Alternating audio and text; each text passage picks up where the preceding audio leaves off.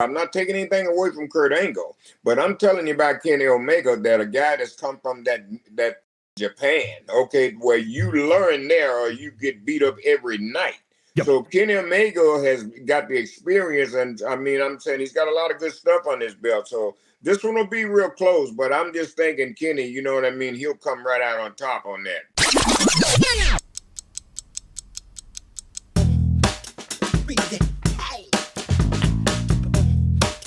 Okay, let me see, guys. There was something else I wanted to talk about. Element Games has tweeted a tweet the other day. They tweet, whatever the hell they call it. Anyhow, they were asking about, in a match, Kenny Omega versus a peak current Angle, somebody at his prime. Who's better? Let me ask you guys before I tell you about a response. What do you think? Kenny Omega or Kurt Angle in his prime? Who's walking away? The winner. Kenny Omega. Wow. Kurt Angle. All right, so we got two different opinions. Well, let me tell you what Kenny Omega wrote. Kenny Omega replied to that tweet, and he says, quote, "I don't study myself when I want to learn. I study Kurt. He's the best for a reason. I'll take the L, but it would be a heck of a match." I agree. That would be one of those dream matches that I really would have loved to have seen, because those two would have beat the hell out of each other and put on one hell of a match. And the reason I said Kenny Omega, let me straighten this out. I'm not taking anything away from Kurt Angle, but I'm telling you about Kenny Omega, that a guy that's come from that Japan, okay, where you learn there or you get beat up every night. Yep. So Kenny Omega has got the experience, and I'm saying he's got a lot of good stuff on his belt. So this one will be real close, but I'm just thinking Kenny, you know what I mean? He'll come right out on top on that. See, and I think Kurt Angle's Olympic type of style will be able to ward off any attack from that Japanese style. I think it'll be a close match, very exciting, but I think Kurt Angle is a shooter. Kenny Omega may be as well, but I cannot see Kurt Angle walking out of that ring without his hand raised in his prime. Ooh, Kenny Omega versus Kurt Angle. It'll never happen, but it'd be fun if it did. Be there. That's true. It may happen. You never know. Yeah. Let me bring up another name, Nick Aldis. He became a free agent, not I guess it was at the first of the year, Bill. And a lot of people thought he was going to head to WWE. Instead, he's ended up in Impact Wrestling. But we found out now through Nick himself, he's saying the WWE told him that they weren't signing anyone for the main roster at that point. And that was when a lot of things were going on. So that would not surprise me. I wouldn't see anybody getting hired during a little bit of the upheaval that was taking place and the transfer of the company. But Nick goes on to say, and I'm going to read this as he wrote it, "I don't want to speak on it too much, but timing was a big factor. I think everyone knows that there's a lot going on there. Who knows? I don't want to speak too much about the conversations with WWE. Certainly don't want it to imply or suggest that I had a choice of anywhere to go. That would be disingenuous or dishonest. It's more about what's the best option right now. He needed to take a little mental break. He came back, and of course, he's now at Impact Wrestling. I still contend, and Teddy, I know you agree with me on this because we both are high on Nick Aldis. Bill, I don't think we've ever mentioned this with you, but yeah, I am. I'm going to tell you that there's a way for Nick Aldis to come into the WWE. There's a way to put him in a program that would be huge. And I'm just saying this because I love the storyline between Nick Aldis and Cody Rhodes. And with Cody coming in, Cody's going to need some competition. It needs to be more than just Roman Reigns down the line. And Nick Aldis could be that answer. And there's a way to bring him in that would create a lot of mystery, I think, that would make it really huge. I just wish the WWE would pull the trigger, hire Nick Aldis when that opportunity comes up, and give us that third and final rubber match between Cody Rhodes and Nick Aldis. Well, they would have to do that, they would have to acknowledge another company to go through the feud that Aldis and Cody had with the NWA title, if I remember correctly. Yeah. Yes. So that, that's off the WWE radar. What I think Nick Aldis would be great at doing, it would be a double shot. If they bring in Nick Aldis and bring Mickie James, his wife, back with him, get her involved in one of the hot ladies feuds that he somehow gets mixed up in, and then one of the ladies' other men, I don't know, maybe come up with a tag team match with Mickie James and Nick Aldis against Rhea Ripley and Dominic. I want Nick and Cody. I'm sorry. I'm going to stand true to that. Go ahead, Teddy. You can have it. What about Trish Stratus? Oh, yeah, the new Trish Stratus, yes.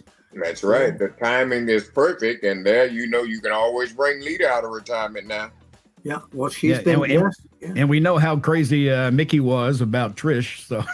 there's a lot that can go on there. And she's running that kind of a heel mode right now, too, so... Well, that's asking you a question about Nick Aldis, he's one of those classic professional wrestlers, and maybe WWE had an idea, or maybe they didn't have an idea for him, but he's also terrific in the broadcast booth.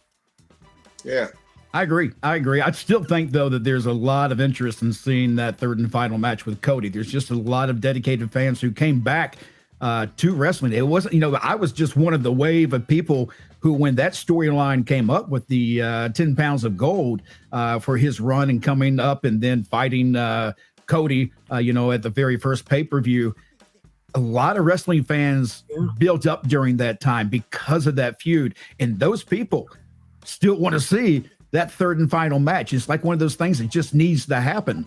So if it happens in WWE, you're almost taking that shine away from what has appeared to be AEW, ROH, and make it WWE's own. But Teddy, let me ask you something, because you've been in the WWE so many years. They always kind of ignored the history of other companies. So do you think to do this, they could just generally put down a statement that these two have had a series of matches around the world, and they both split them, and now there's one more? Do you think the WWE fans would care? Well, not really, but I think what WWE would do is put a package together, you know what I mean, to remind the fans of the little bit of history that these guys have. They put their own package together because they don't want it looking like that, we took this guy from over here and this place here gets all the credit. Yeah. So I think they'd put their own package together and put it out there, and then the fans would know exactly who Nick Aldis was. And like I said, a lot of fans right now, the wrestling fans, the hardcore, they know who Nick is. They keep up with this sport. So I think WWE would do their own deal, put their own package together, and, if they brought him back. Okay. All right, guys, before we run out of time, last question here. In a recent online poll, the question put forth was, who is the worst ever on the microphone? Oh, I'm not going there because people's feelings get... Well, I was going to tell you what the list was. Well, wait, just let me say something. When we did this in the magazine, I cannot tell you, when we did the announcer of the year, the other 9 candidates all called me angry. How the heck could you put this guy on top? I'm better. And I lost a lot of friends. So. Oh, wow. Well, I'm just going to... go ahead, Teddy. I could care less about friends. Tell me, what do you want to know? All right, here's what they say was the worst on the mic. So here we go. We have coming in at number 5, Sid Vicious. Sid was not the greatest on the mic, as long as if it was short, Sid was okay. If it was long, you were in trouble. I thought you were talking about announcers. No. Oh, then I'm in. Okay. Let's see. At number 4 came Andre the Giant. And I would imagine it's because it was just hard to understand what Andre was saying. Number 3, the Ultimate Warrior. Him. Lex Luger. I'm trying to remember, was Lex bad on the microphone? He was okay. Yeah, Lex was all right. I was about to say, I don't remember Lex being horrible. And coming in at number 1, this is going to surprise you. You ready? Bret Hart. Really? Yeah.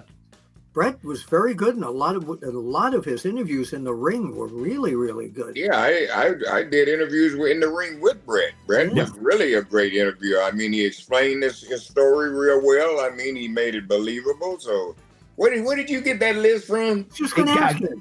It was a recent online poll on Twitter, and that's where I grabbed it off of. But my question was, because I knew that the list really didn't mean much, but my question, because after I thought about it, was, well, who is bad on a microphone? I can't think of anybody.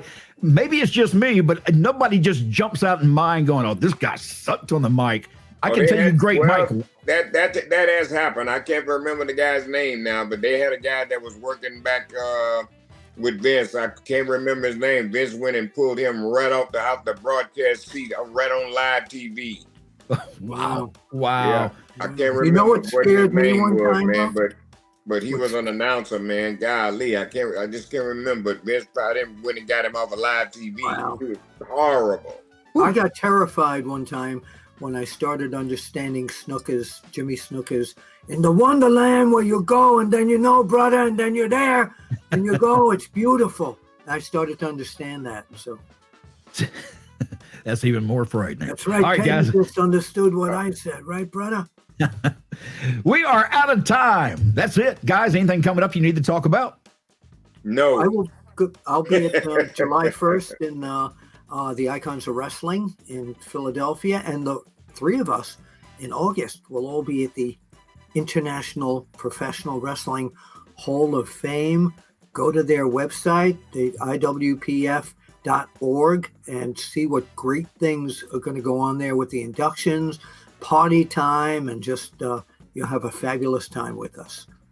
And we are looking forward to it. Folks, like I said, that's it. We're out of time. This has been the Wrestling Time Machine. Going? I'm going nowhere. He's sitting home. He's going to do some more of that moonwalking. I'm Mac Davis. Yes. I'm Mac Davis. That's WWE Hall of Famer Teddy Long and pro wrestling journalist Mr. Bill Apter. Holla, player. Yeah, at the matches.